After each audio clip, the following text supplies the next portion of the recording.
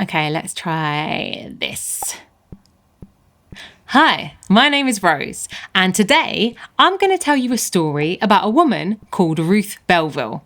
And through telling you about Ruth, I'm going to visit some of my own experiences and also, simultaneously, hopefully, write a song.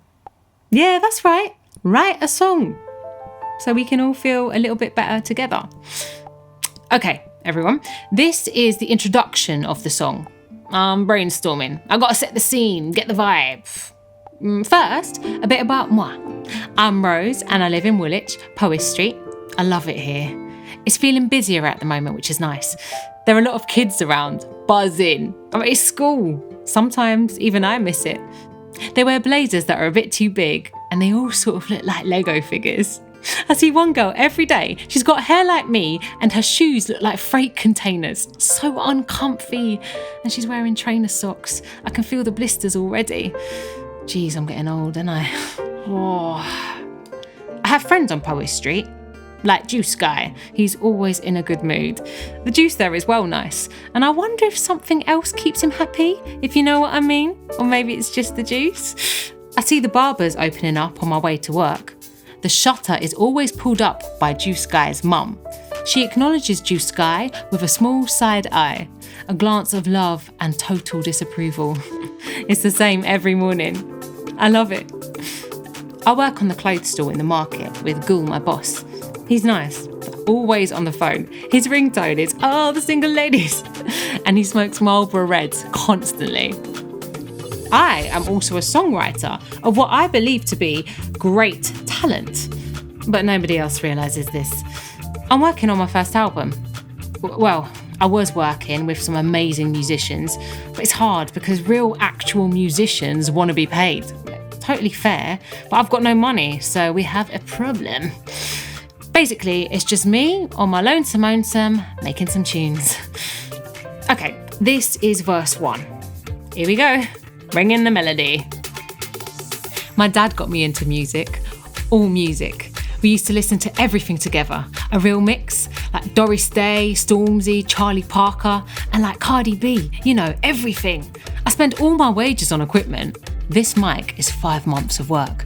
But I think if I just keep putting good stuff out there, someone, somewhere will notice that I am here. I got stuff to sell, like Ruth Belville. Back to the story. Seamless. She was ahead of her time in so many ways. Wait, I just need to write that down. That's a lyric. She was ahead of her time. Anyway, yeah, so a woman having her own money and that. That's what Mum says I've got to do, because she never did that. But Ruth did. Her dad died and she took on his business, and the business was, wait for it, selling time. She was known as the Greenwich Time Lady. Like literally, she went around telling people what the time was and they paid for it. Unreal. She lived in a 1-bedroom cottage on her own in somewhere like, I want to say Maidenhead. And every Monday morning, she would travel to Greenwich on the train to get the time from the men at the observatory, the timekeepers. Ruth set her pocket watch to the correct time, and then she got on buses and trains and tubes and travelled to around 40 businesses, giving them the real time. Sounds exhausting, but a good way of making some dollar. She made it work herself. I think it's quite inspiring that she just made it work. I can see her sometimes, standing in her hallway, in one of those big skirts and fitted jackets, doing up the buttons one by one. And she sits at the bottom of the stairs, lacing her boots up. Her hands are dry and cracked, and she pulls the laces tight, tying them with a perfect bow. She stands up and looks at her face in the little wooden mirror. It's pale and tired, with grey circles under her eyes, but she smiles and she squeezes her cheeks to give herself some colour. She taps her pocket, picks up a big umbrella and opens the door. It's raining, and I see her boots walk down the little cobbled path, avoiding the puddles. She opens the rusty front gate and steps out into the world. Just her. Okay, this has got to be the chorus. I wonder about time, the beats per minute, and how it works, and when they visit. I don't know, I don't know. Let's go for verse 2. For the first time ever in my life, I've had insomnia. I go to sleep fine, and then around 2, maybe 3, I wake up and I found it a great time for getting unbelievably stressed about things that don't really matter. Like last night, I remembered something I said in 2014 and how really awful I was, or maybe I still am. And then I started thinking about my ex-best friend. Well, maybe not best friend. She was a good friend. And sometimes I wake up and I think that was all my fault, that stupid falling out about something so completely pointless. I don't really want to think about it. And then my dad...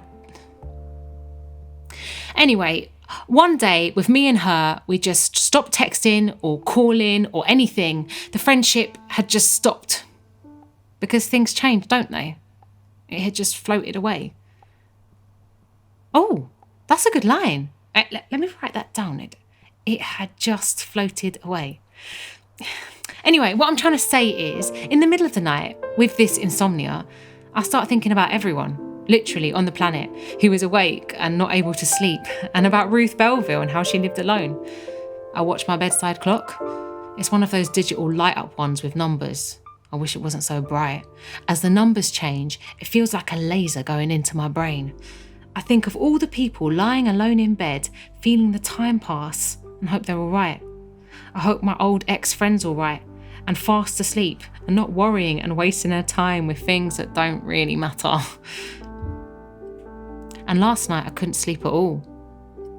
And then suddenly, I see Ruth, lying in bed on her own, staring at her watch as the seconds tick by. She was sitting with her head leaning on the wall, writing in her diary about the day. She had been on 5 trains, 6 tubes and 4 buses, but something had upset her. She was crying because something had happened. Listen, hang on, I can hear her. There was also another company selling time, and it was run by an unpleasant man. Quelle surprise! And he thought he could control everything. He thought he could hold all of time, just for his business and nobody else. And he said Ruth was sleeping with the men at the observatory to get hold of the time. And the newspapers had shamed her publicly. And Ruth, she was a very private person, but this sensationalist story actually just got her free publicity. She used the nonsense to get more business. Ha ha. Also, as I look at her, I think there's something else upsetting her. But this feels like a good time for a chorus. I wonder about time, the beats per minute, and how it works, and when they visit, all those phrases borrow time. I don't know, see, I don't know. Okay, let's go for verse 3. Ruth was in love with a man from France. He lived in Paris and his name was Jean-Pierre, and he was very handsome and strong. And he was a horologist. They met at a clock convention in London when it was snowing and 100% romantic. Ruth and Jean-Pierre fell in love very quickly. Jean-Pierre went back to Paris to pack up his clocks and bring them to England to live with Ruth. But handsome, strong horologist Jean-Pierre was also ill. 3 weeks before he was supposed to leave Paris for Maidenhead to be with Ruth, his heart stopped beating, and it couldn't be started again. Ruth found out in a letter from Jean-Pierre's aunt. It was such a sad letter and such a shock. Ruth reads the letter on her own, sitting at the bottom of the stairs. It's 1 page of scrawled ink pen. Her hands are very numb. Her face becomes very cold, and she sits at the bottom of the stairs for 1 hour, or maybe even 2, letting the words sear into her like lasers, until eventually, and who knows how long she was there, she stands up. She taps her pocket, picks up a big umbrella and opens the door. It's raining, and I see her boots walk down the little cobbled path, avoiding the puddles. She opens the rusty front gate and steps out into the world. Just her. I the beats per minute, and how it works, and when they visit, all those phrases, borrowed time. Time is a healer, they always chime. I don't know, I don't know, I don't know. And now it's gotta be time for the bridge. My dad's heart stopped one day, just like that. On the way to the pub, kaput. Then he was gone. And I sat at the bottom of the stairs for a while, until...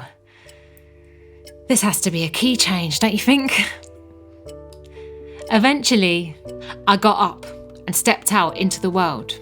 Just me and my tunes. Because everything passes and everything is held. So one more time now. I wonder about time, the beats per minute, and how it works, and when they visit, all those phrases, borrowed time. Time is a healer, they always chime. I don't know, I don't know, I don't know, yeah, I don't know, I don't know, I don't know what makes it beat. Sorry, hang on, we need to... Okay, consider this the coda. Ruth had other jobs too, because everyone does, don't they? She taught French and music as well as selling the time until she was well into her 80s. She held all her own time, making it clear and precise. And then one day, when she was 89, she didn't wake up. Ruth went kaput like Dad. Her bedside lamp, it turns out, was leaking carbon monoxide. She's buried in Charlton, next to her mum and her dad. Her pocket watch is in the Science Museum. It still beats.